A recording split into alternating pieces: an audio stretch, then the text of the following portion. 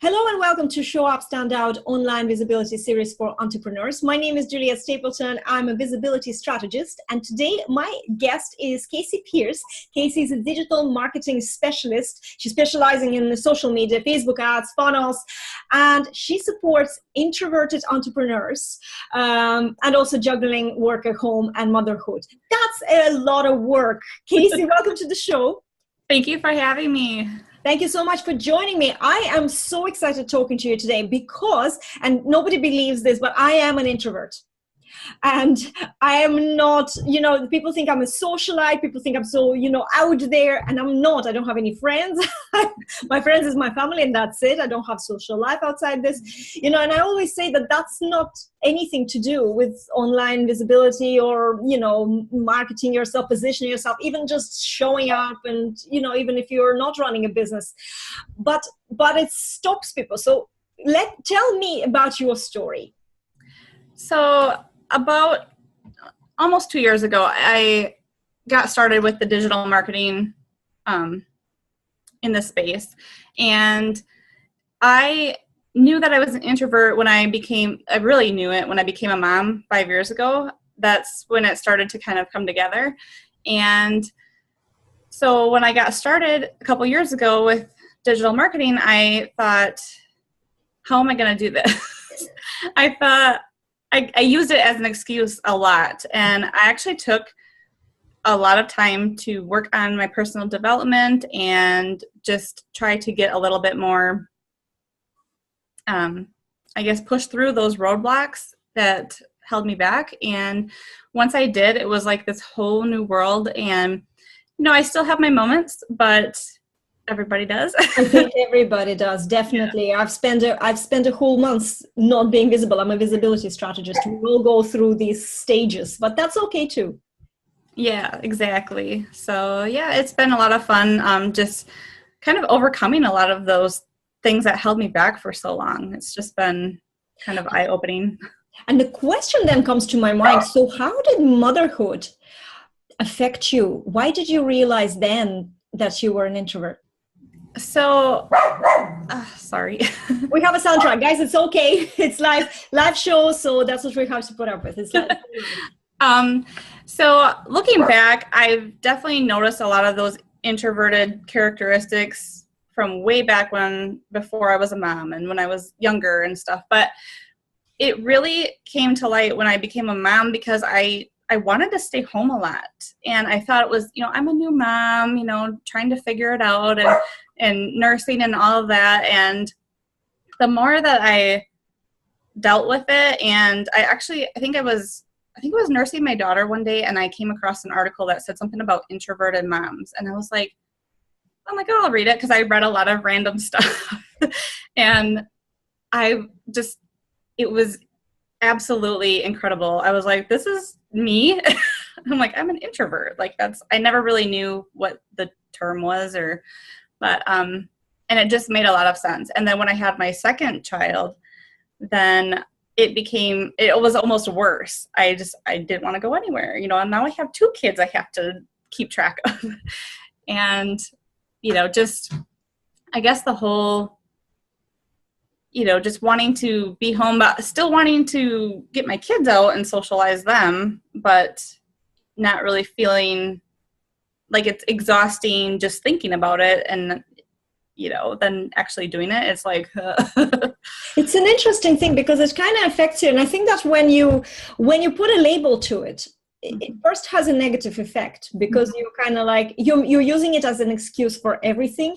You're just saying, well, no, I don't want to do this. And I don't want to push myself. This is not my nature. I don't want to see anybody. Or then you start thinking maybe you're just not even, fit to see them, the people from the old life, like pre-marriage or in my case was immigration that had that effect on me, But it's an interesting thing because in being an introvert in real life doesn't really have much to do with when you're trying to build your business or anything, because you just have to do things, right? So you have to stop making excuses and saying that, I'm an introvert, even if you are, it's still an excuse that stops you. Now, we wouldn't have been on this show talking to each other if it was continuing to be an excuse, right? Exactly. So in your journey, you started doing digital marketing. Obviously, that means that you have to get clients, that means you have to be visible at some stage, so what worked for you? How did you approach this?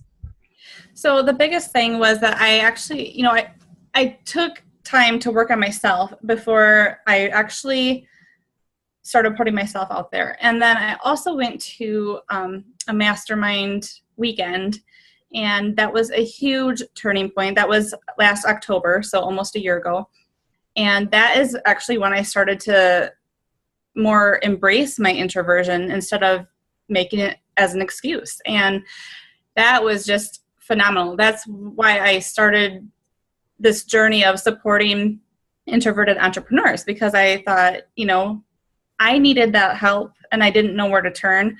I want to help others get past those roadblocks and put themselves out there, and so they can grow their businesses too. So how did you approach actually finding people to work with? And I know when we were talking about the show, we mentioned LinkedIn and Facebook groups. So what worked for you? And I'm kind of like, for our audience, I'm interested in actual practical strategies. What did you do that helped you as an introvert? So I mainly turned to LinkedIn, and I just started kind of slowly networking with others. A lot of people can just dive in and start networking.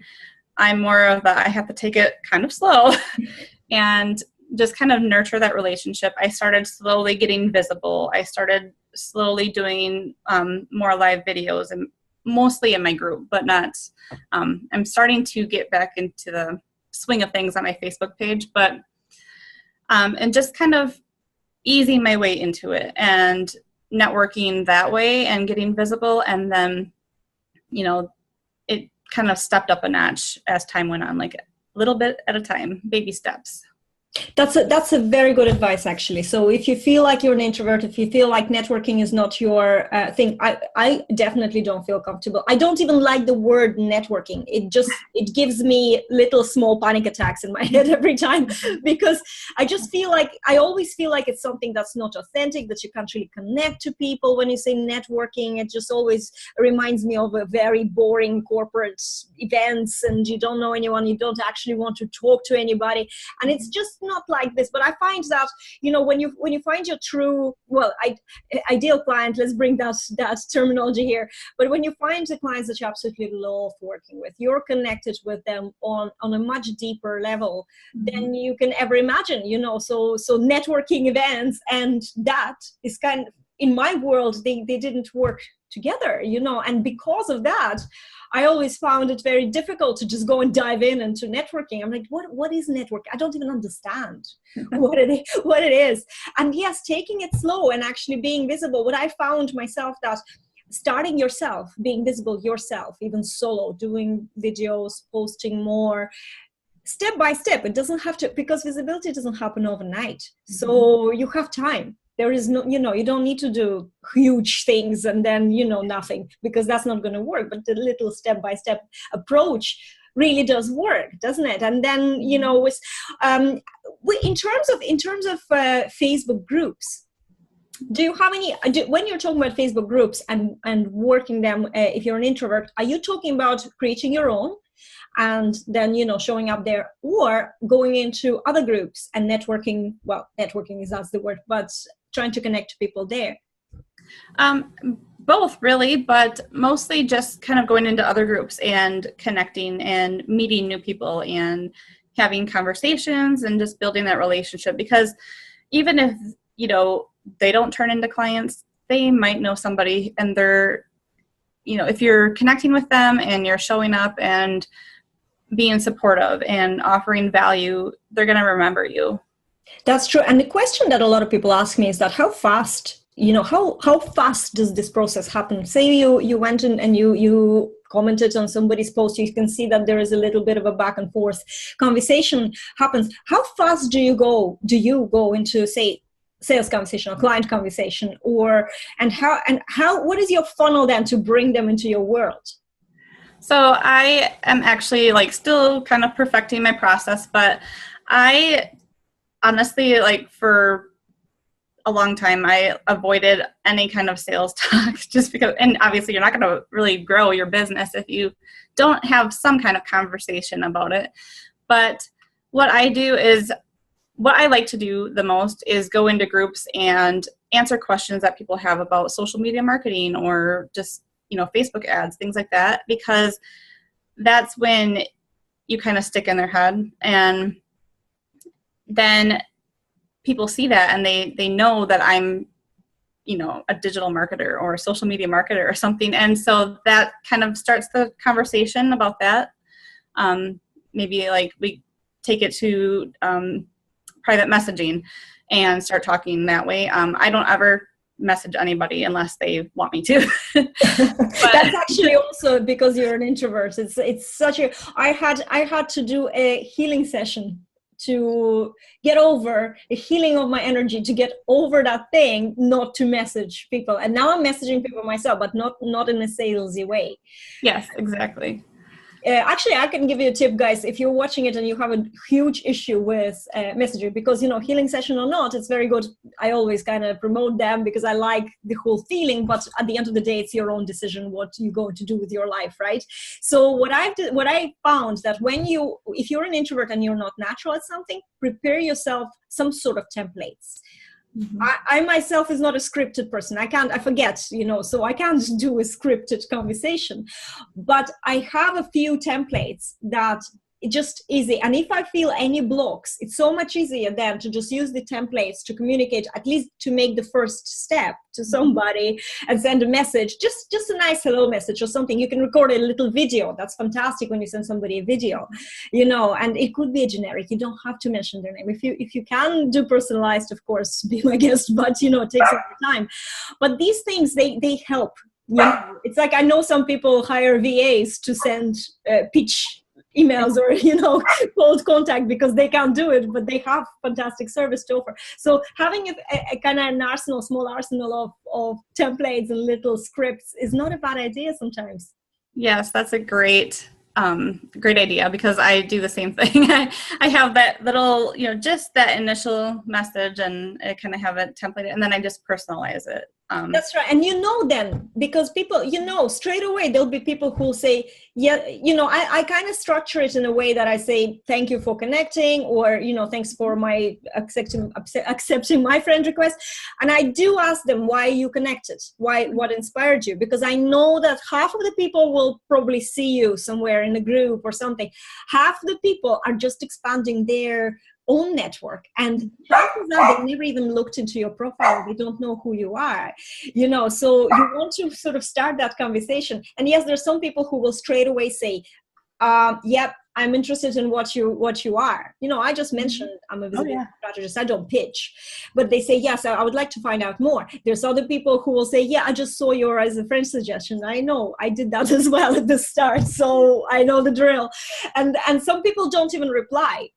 And to be honest with you, we have 5,000 people limit on our personal profiles, right? Our personal profiles are so much more important for us than even groups or pages, because that's how, if we are active somewhere else, that's how people get to know us. So our personal profile is magic, in my opinion. Oh, yeah. And, and we have 5,000 people. If somebody doesn't communicate with you, or they don't reply, just unfriend them. Mm-hmm. There's billions of people out there. Yeah.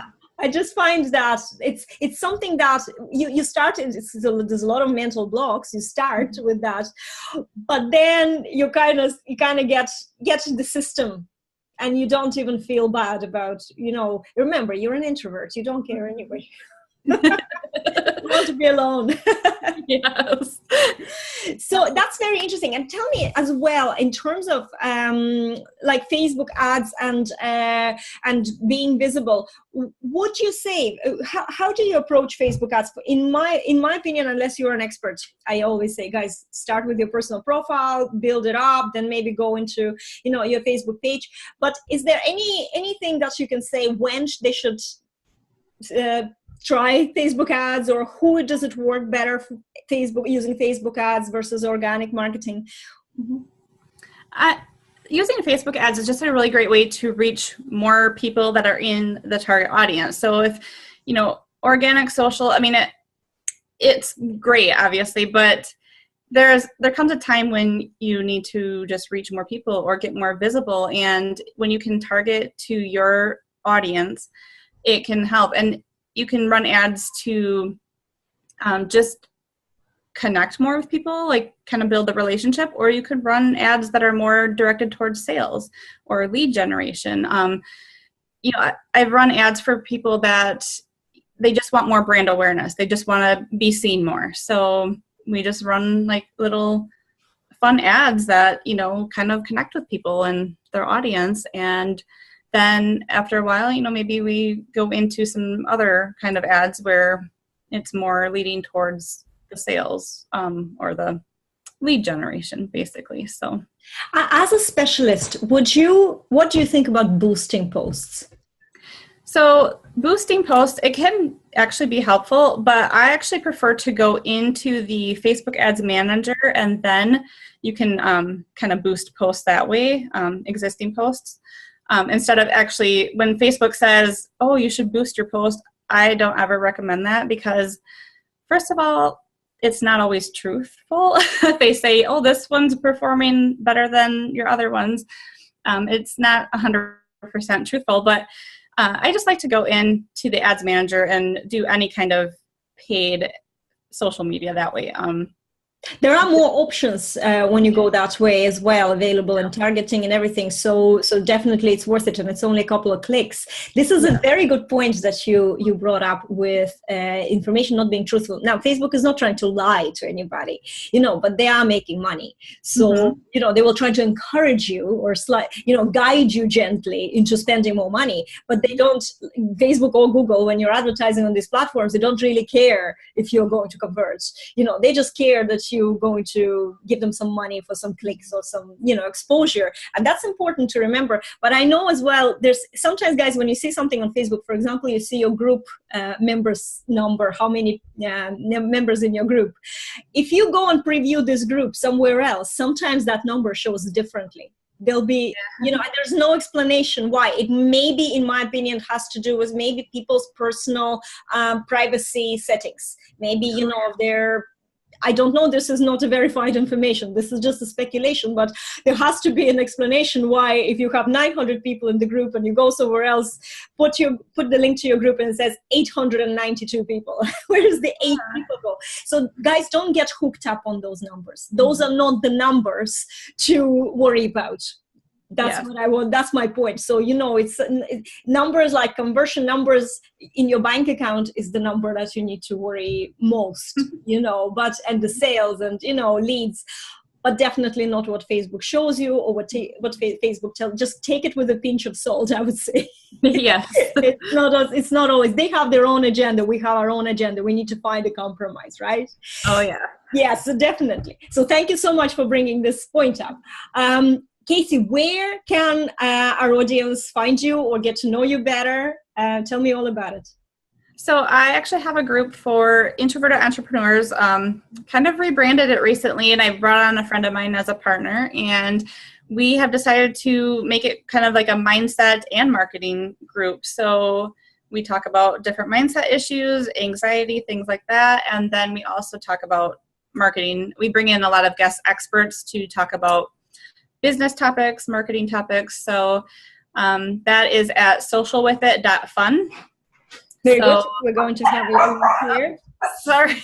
No, you're okay. I love your dog. I love your dog. The dog is actually definitely being visible. So we're talking about the visibility, and it's online. So Yeah. it's just doing its part. So that's all good. Guys, definitely. So join the group if you are an introvert, if you want to be in a community of other introverts, because it's very important, because not everything will work for you. And you will have to, well, I believe that nothing works for everybody anyway. You know, whether you're extrovert, introvert, there's no two strategies that work. You'll have to find your own way. But you know what? The online visibility journey, in my opinion, is a journey of empowerment. I think that when you start being visible, you have to overcome personal mental blocks. You will become a better person. You will then start seeing rewards like being happy or feeling fulfilled, you know, really seeing purpose, that why you are here and what you're doing. And there's so much, there's like a huge list of why you should be visible online. So definitely, whether you're extrovert or introvert, this is something where you should start. Even if you don't know what you're doing yet, start first, and then you can figure it out. Kasey, thank you so much for being my guest on the show today. And we're definitely going to stay in touch. And guys, thank you so much for watching. This was Show Up, Stand Out, and I will see you in another episode. Thank you so much, and bye.